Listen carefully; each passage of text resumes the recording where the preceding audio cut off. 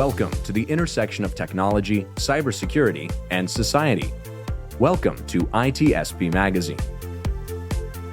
You're listening to a new Redefining Security podcast. Have you ever thought that we are selling cybersecurity insincerely, buying it indiscriminately, and deploying it ineffectively? Perhaps we are. So let's look at how we can organize a successful InfoSec program that integrates people, process, technology, and culture to drive growth and protect business value. Knowledge is power, now more than ever. Imperva is the cybersecurity leader whose mission is to protect data and all paths to it with a suite of integrated application and data security solutions. Learn more at imperva.com. Archer empowers organizations to manage multiple dimensions of risk on one platform with on-premises and software-as-a-service offerings, and quickly implement industry-standard processes and best practices for advanced risk management maturity, informed decision-making, and enhanced business performance. Learn more at archerirm.com.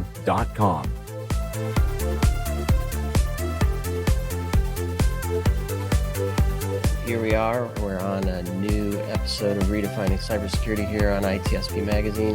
This is Sean Martin, and you're very welcome to today's conversation. It's a moment in time where things are a bit angsty, and I feel we'll probably touch on that quickly during this conversation. But the reality is there can be many moments like this. And there will be, I'm sure. And my objective with today's conversation is to kind of help people to take a step back, perhaps take a deep breath, think about what's going on in their organization, think about what matters, and leverage the community to apply some best practices that could help deal with a crisis that could be looming, could be pending, and the topic or the working title of this conversation is the Playbook to Defend Against an Aggressive Adversary, where it's not just something could happen someday, but we're actually seeing a lot of signs, a lot of signals that crap's going on, and it's flying everywhere, and companies are going to get tagged or get caught up in the crossfire from a cyber perspective. So this conversation is driven, as many of my topics are in redefining cybersecurity, by a post that I saw, and it was one from Mick Douglas on Twitter that I just happened to see get some props in other places on Twitter and even on LinkedIn as being a great post. So my suspicion was correct in that this is a good topic with a lot of great points, and I'm thrilled to have Mick on the show. Thanks, Mick, for joining me today. Well, thanks for having me. Thanks for reaching out. Yes, it's going to be good. And of course, I'll link to this post in the show notes. But before we get into it, I want to hear from you who you are and what you do that led you to this post that says, "I've had 3 calls already today." This is a few days ago. 3 calls already today, and it's not even 10 in the morning. Talking about aggressive cyber ops from a particular nation country. Right. That's made an invasion since then. What do you do? What's your role in the communities? You seem to have a lot of respect from a number of folks. Who is Mick, and what was the catalyst for putting this tweet together? Sure. Well, I wear quite a few hats in addition to the baseball hat that I'm actually wearing. So a couple things about me. I'm an instructor for SANS. I'm also a member of the INS research faculty. And so those calls were actually a part of a thing that they do called Ask an Expert series. And the way INS works is they have these people on faculty who are practitioners at a very, very high level, and you go through this vetting process to get in, and I was accepted. And so periodically I have these calls where people need strategic guidance. And so I was on these calls and they were all the same. It was basically, hey, we're worried about nation state attackers. Are we a target? And what was interesting is, at least from my perspective, is they might not be a target of they might not be an actual objective, but they might be a jumping off point, or they might be a collateral damage. And so I was helping them understand what their risk profile might actually be. And then I was giving them some very tactical advice on how to rapidly improve their security posture against very advanced adversaries. And so it's a very different playbook from what you're used to in day-to-day type IT and IT security operations. Yeah, and let's quickly talk about that before we get into some of the points you make, because InfoSec Twitter is a fun place, and I'll use air quotes, fun place for those listening here. There's always the ambulance chasers. There's always the we know better than anybody. Here's our advice, and I've seen some posts saying that you can't, not this word specifically, but you can't take years of strategy and planning and budgeting and staffing and actually buying technology through procurement and ask an organization to cram that all into a week to all of a sudden prepare for an aggressive adversary.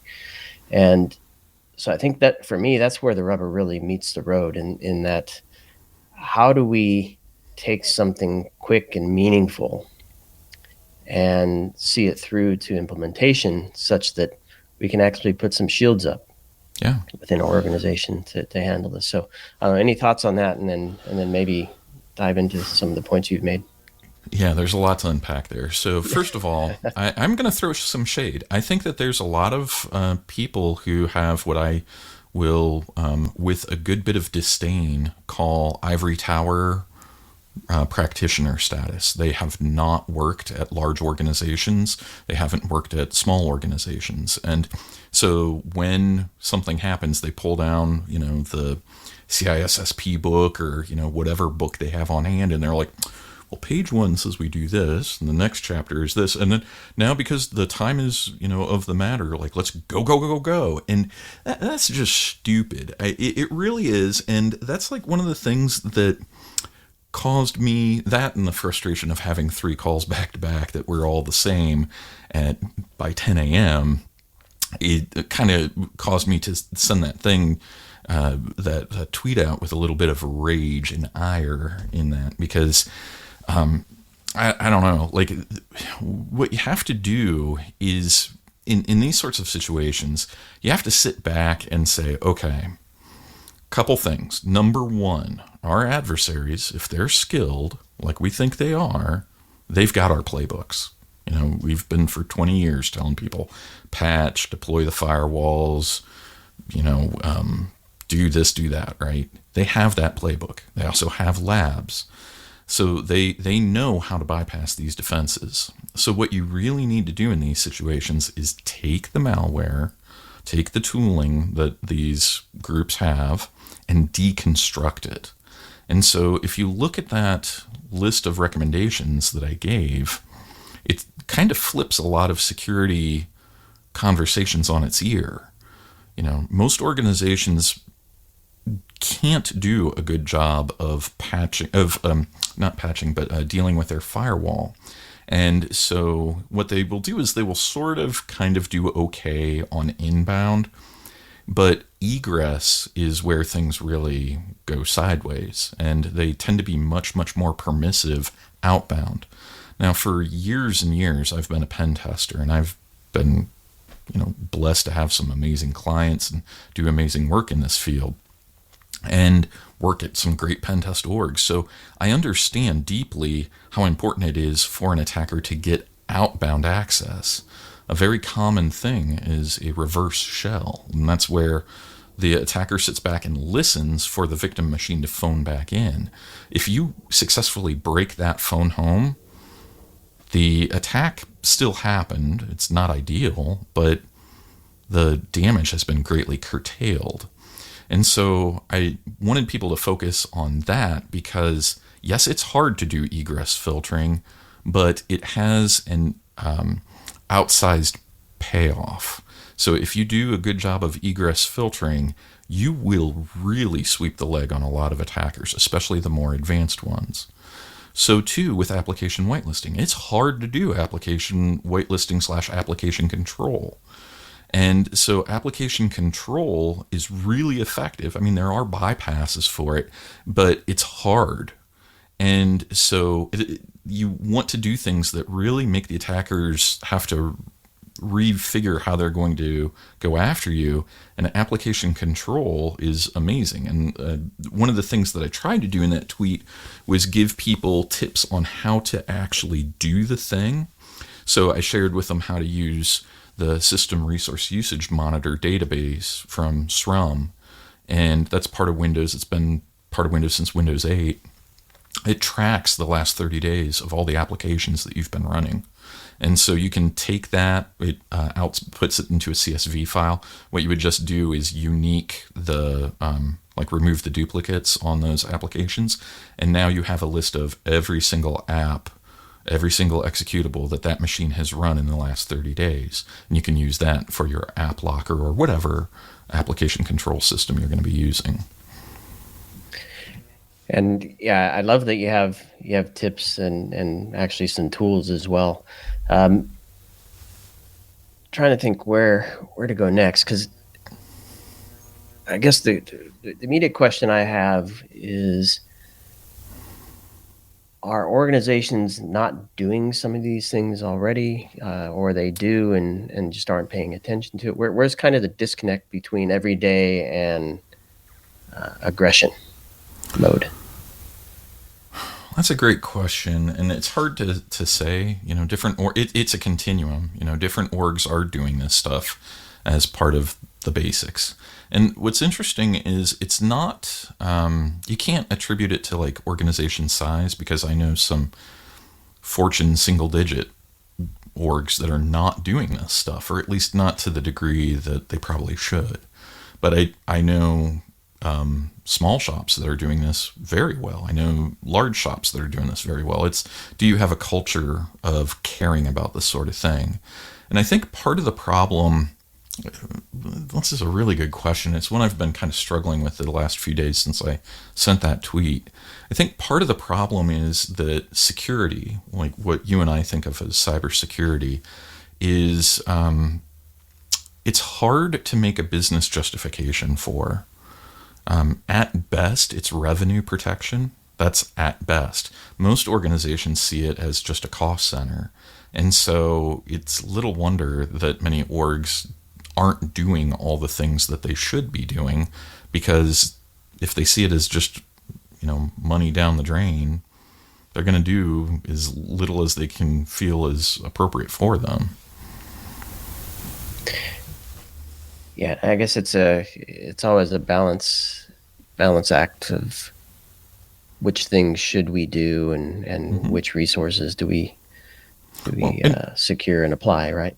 I want to be clear, if I'm a small business owner, if you one of the things I forgot to mention, and my marketing team will punch me in the face if I don't mention it now, I run a small consultancy group called InfoSec Innovations, and we do boutique security type stuff. We do pretty good. We try to do all the things because we have to eat the dog food. But if you came to me and said, hey, Mick, would you rather do this real arcane firewall thing, or would you rather work with a billable client? I want to shake that money tree, right? I want that money. And so it makes sense that an org with their limited time, limited attention will go after the stuff that makes money, not spends it. So there's let's see, I'm just going through the list here. Mm-hmm. Number 11 is about land attacks. Yeah. And that's not something I'm very familiar with, and I don't know how widely understood that is. Maybe can you tell us a little about what land attacks are and the context of that tweet, and maybe some thoughts for folks listening on that? So just what are living off the land attacks and how they work? Yeah. Okay, sure. So attackers have learned so let's back up, okay? Years ago, it used to be pretty easy to do attacks. You would create an exploit, a bit of malware, and you would deliver it to a system, and you would make that malware run. That's become increasingly difficult. A lot of defensive tools have gotten much, much, much better over the last 2 decades. And so, as a result, attackers have realized that when they are creating malware, there's a high degree of probability that it's going to fail or it's going to be caught in some way. So what's more advantageous is if you can take existing executables or tools that are on a machine and use it against that machine. I'm not really proud of this, but when I was growing up, I used to torment my younger brother, Andy. Andy, if you're listening to this recording, I'm still sorry about this.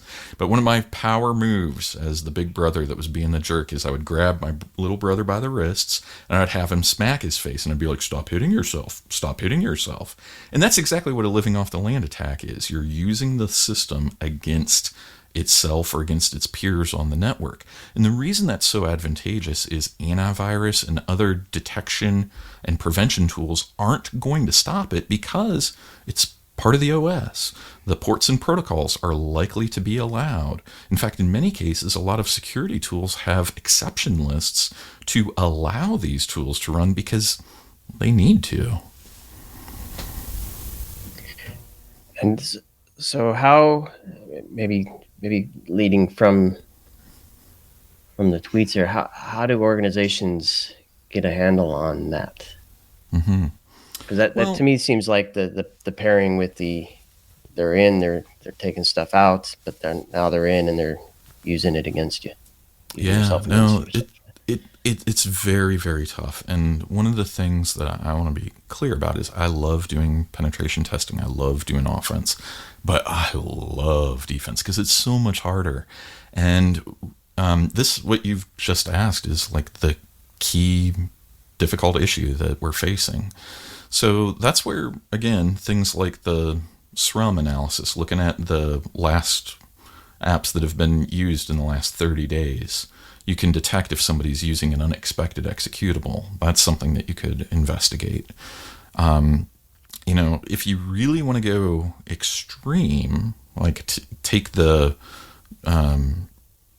analysis to its furthest conclusion, I have some of my clients, and these are clients of fairly small to all the way to fairly large, where they've actually made Microsoft an untrusted publisher in their AppLocker profile.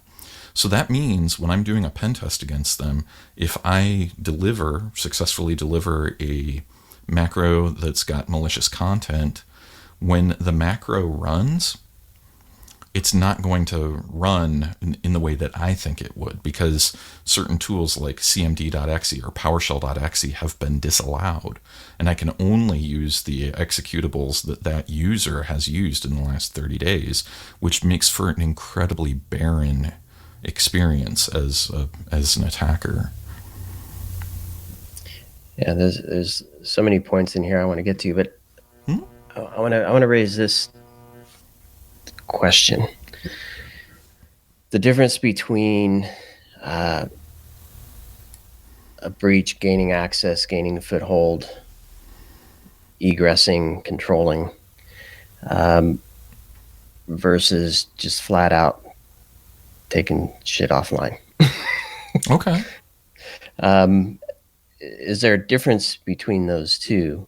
And then I don't know if there's anything. I know you're shaking your head, yes. But in the context of an aggressive adversary versus normal day, and anything in your tweet thread specific to that you want to highlight?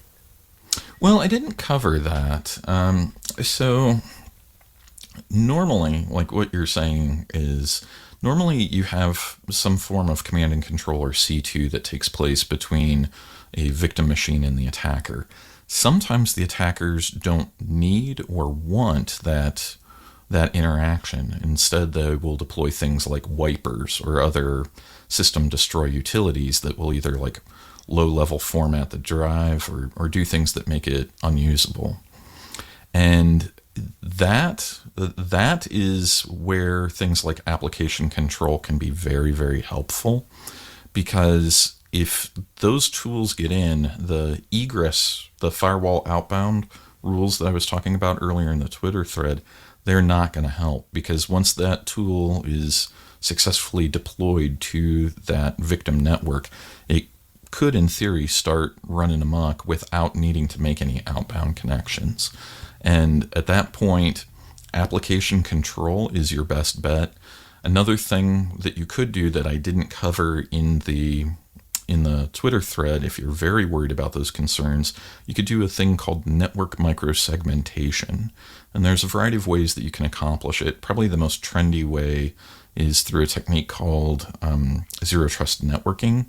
But there are other ways of achieving that. Depending on your organization, though, it's typically kind of difficult to have an effective microsegmentation policy. So I didn't get into that level of nuance in the Twitter thread, and that's something that building up a repository of some things that organizations can and should do as a follow-up to that thread.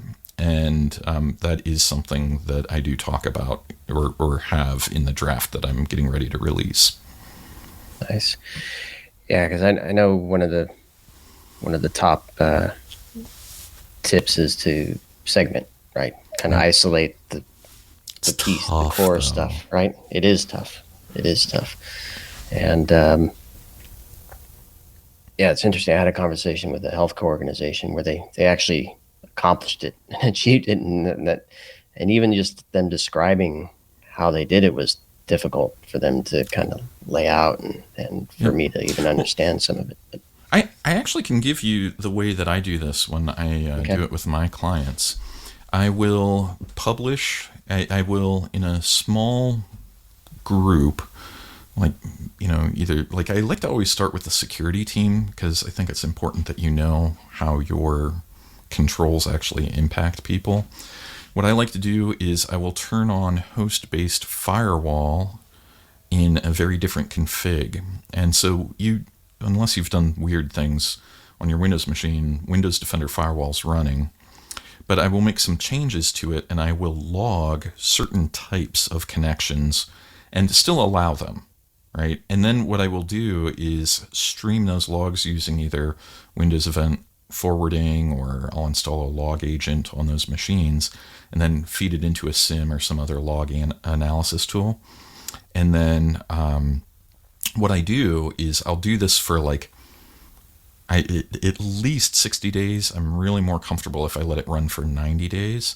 And then what I will do is, based off of that, I craft here's how the network's going to be carved up. And whether or not that connection should or should not have been there, I'm just allowing it, because there's so many connections to deal with. I'm not worried about cleanup and validation. It's just, if you had that connection, you're good, you're allowed. And then we deploy that, but not yet in enforcement mode. We do it in a monitor mode, so we will still see if these connections are good. And then if they are, then maybe and this is usually 2 weeks of just validation. Then we flip the firewall rules into enforcement mode. And then what you have to do is any block, when that block alert kicks up, that's one of the highest priority alerts once you've moved to this mode. And the reason why is one of two things. One, you've got a broken business process and you want to be alerted on that right now so that you can give excellent customer care. Or you just caught an adversary in the very early stages of breaking out of that machine that they've taken over. So it's a really cool way of getting super, super powerful information. And the other thing that's awesome is it's there's zero false positives on that. And then my record so far is good. After I've done that approach, that slower approach, a lot of times the clients don't, the end users at those clients, they don't even know that the network has changed. I have no idea. Daily business just is normal for them. Nice. Nice. You said 60 days there, and the first thing that comes to my mind is, do we have 60 days? Yeah, and that's plus, one of the plus reasons 2 weeks. that's one of the reasons I did not include it in that list, is because that was just a real quick, like, down and dirty, let's get it done approach. Yeah. Is there a down and dirty equivalent to that? Is it just straight up app grab a list using Scrum and apply and hope for the best, or is that too aggressive? For the applications, you can use Scrum. I'm not aware of anything native to Windows that has the network connection logging. Now, if you have deployed Sysmon and have the network connection profiling enabled, you would get that. There's some EDR products that track that, and you could use that. But for most organizations, they just don't have that telemetry, unfortunately. Right. All right. So, and I'll steer clear of the vendor note in there, but let's just suffice to say, nothing's perfect. No, nothing's perfect. So I want to take us to, all right, something hit the fan. Your everyday sim playbook, I presume, doesn't bode well, doesn't fare well in an aggressive situation. So what do we do there? Well, let me be clear. I would expect that it wouldn't. Okay. And the reason why is I'm a small company and I've got most of the sims in my own lab. And so when I'm prepping for a pen test, my goal in a pen test is a bit different than an adversary's. My goal is to get caught and then become quieter and quieter and quieter until you don't hear me anymore. And as part of that, I need to know what your default clipping level is. That's the actual term used for a detection level. And so I would be frankly disappointed if state-sponsored groups didn't have SIMs and were doing that, because if I can do that, they absolutely can do that. And so, and that's a very sobering thought. A lot of defenders don't realize that the attackers actually have your defensive stack. And so they get kind of surprised that I'm able to find out exactly, how to, do something, and they think it's like this crazy Matrix move. And what they've missed is that there were literally hundreds and hundreds of hours in my lab trying to figure out how to like what that move is, where I'm just throwing stuff on a wall, seeing what sticks, and then finally, hey, here we go. So no, a lot of if we're being for real, the real adversaries are doing good tradecraft, and that's part of it. They're putting the hours in, and they know what it takes to evade. And so as a result, you have to start using your sim differently.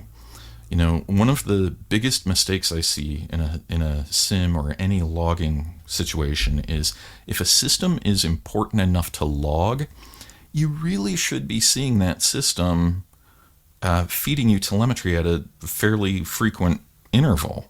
For it to go offline, that's weird. That's really weird. Years ago, my wife and I were hiking in the woods once, and it was a gorgeous day. It was awesome. And all of a sudden, the birds stopped chirping, and we freaked out. We looked around, and there was a freaking mountain lion that had stalked us. And it was the absence of those birds that keyed us into the mountain lion being there. Like, a lot of people are used to what are called positive detects. Like they need the mountain lion to roar. Well, that probably would have been too late. I would have been kitty chow. Thankfully, you're not. Yeah, spoiler alert, I made it. Who knows how many times I've been in that situation in the mountains and not known it. I've been around coyotes making lots of noise, but that's safe enough, I'd say. But talking about the noise, one of the things you actually say increase your logging, and perhaps even change some of your sim settings. I don't know. Do you change the clipping modes? Do you see something differently? Do you change the view of the data in a certain way? What do you do from a logging perspective and a visual perspective there? Well, so This could be a whole series of podcasts. Some of my favorite things to do are, I like to do top talker analysis, like which machines are generating the most logs. So servers will generate a lot of logs. Desktops normally don't generate too much logs until something weird is going on. And you'll notice, like if you just do just a raw count of events, like when something sideways is happening on a desktop, that count like spikes, not by a little bit. Like it's weird. A lot of attackers are because they know what your tool is looking for, they're taking other liberties. And the best analogy I can give is if somebody's like sneaking across a floor, right? Like, you know how they hunch over and they do those real deliberate slow steps. They might not be making noise, but if you visually are just scanning the room and you see somebody doing that, you know without a moment's, like instinctually, you know this person's up to no good. They're sneaking. And so what you have to do is just shift and use a different view. Top talkers, long tail analysis, like what's the one thing that happened? You know, machines are kind of boring. They do the same thing over and over again. But if you see like a single event, like, whoa, why did somebody plug in a USB stick on this server? You know, there's always something that you can investigate. You need to move beyond just the default alerts, though, because they're good for most situations, but they're not going to give you the analysis that you really need. Yeah, the aggressive attacker knows those defaults already. They do, yeah. We're coming up close to the end. I'm going to jump to and there's a ton of great stuff here. And so I would encourage everybody to look at all these points and embrace them. CTI. Mm-hmm. And I want to broaden this, not because you talk about getting a feed, really use it if you have it already. Mm-hmm. I'm going to broaden this to just intelligence and information sharing in any form. Okay. To bring it back to the CTI if you want, but leveraging the community and the information that we have to better prepare. Thoughts on that? Yeah, well, I'm definitely a fan of it. So there's a couple different ways that you can go about doing it. Probably the most formal approach is to be working at an organization that belongs to an ISAC, an information sharing and coordination. I think that's what ISAC stands for. Like different market verticals have their own ISAC. There's FS ISAC, which is for the financial services industry. There's aviation ISAC for, airplane manufacturer to airports, everything airplanes, right? So chances are if you are working at an organization, there's an ISAC for your market vertical.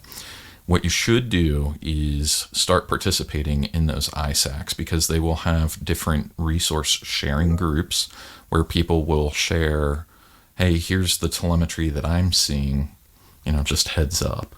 And the reason that they do that is because if, say Bank A is getting attacked by a particular attacker group, there's probably a good chance that Bank 1 is also going to be attacked by the same group. And so it's in everybody's mutual interest to share that information. The other thing you can do is I've been seeing a lot of people joining Discords and sharing stuff. I'm normally all about the community, like how grassroots we are, but I actually like the more formal and process-driven stuff with ISACs for this particular use case. Namely because it's validated? Well, it's not just that it's validated, it's also that, if I'm talking with just some friends on a Discord server, maybe I've got friends at 3 banks, but if I'm in the FS ISAC, all of the financial services groups that are members can consume that if they so choose. So it's going to be a force multiplier for you. If you're really wanting to help everybody, take advantage of that. Yeah, take advantage of the formality. Perfect. Well, I'm going to take a moment to thank Rock Lambros and Hacking LZ for confirming this is going to be amazing and to give me some framing to have this chat with you, Mick. But most importantly, I want to thank you one, for putting that thread together. Super insightful. I'm sure folks far more technical and engineering oriented than I am will get even more out of it than I can. But super grateful you did that, and thankful you took the time today to talk through some of those points and to engage with our folks here on ITSP Magazine. Thanks, Mick. Well, thank you. Have a great day. You as well. Stay safe, everybody, and we'll catch you on the next Redefining Cybersecurity here on ITSP Magazine.